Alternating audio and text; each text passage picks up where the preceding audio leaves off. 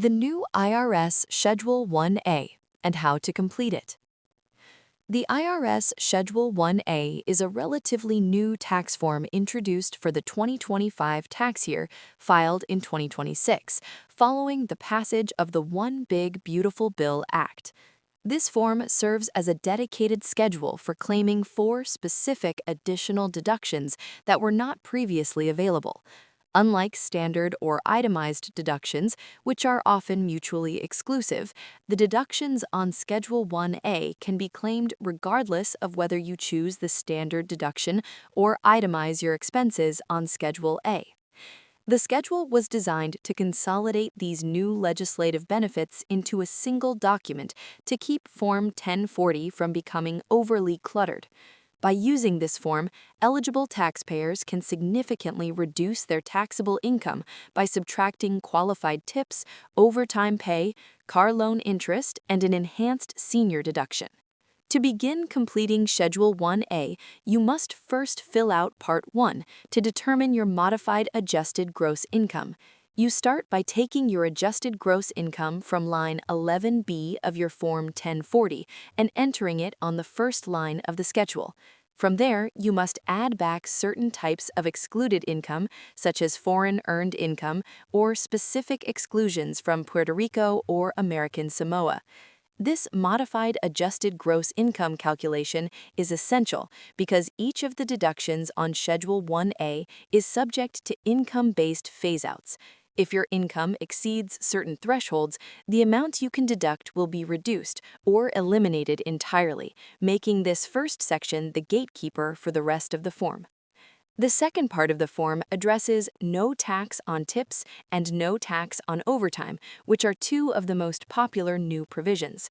For the tip deduction, you enter your qualified tip income, which is capped at a maximum of $25,000 for the year.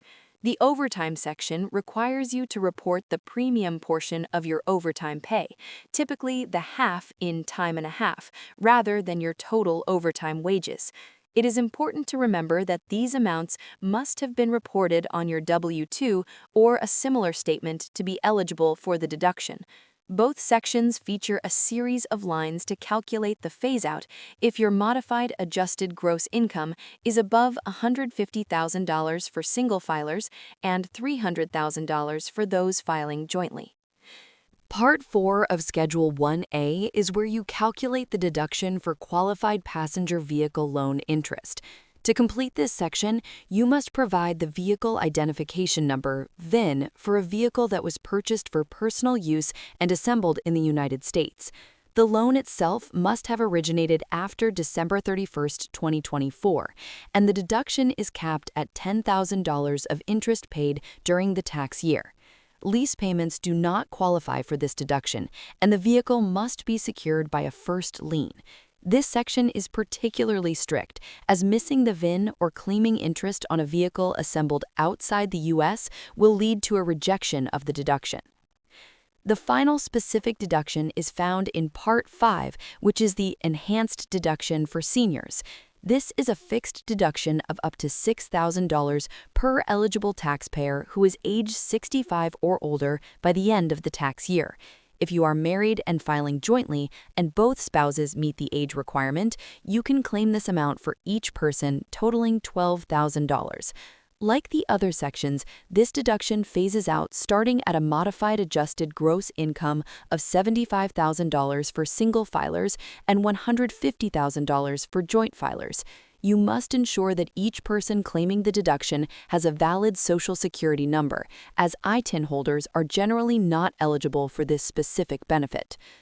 Once you have finished calculating the individual deductions for which you qualify, you move to Part 6 to find your total additional deductions.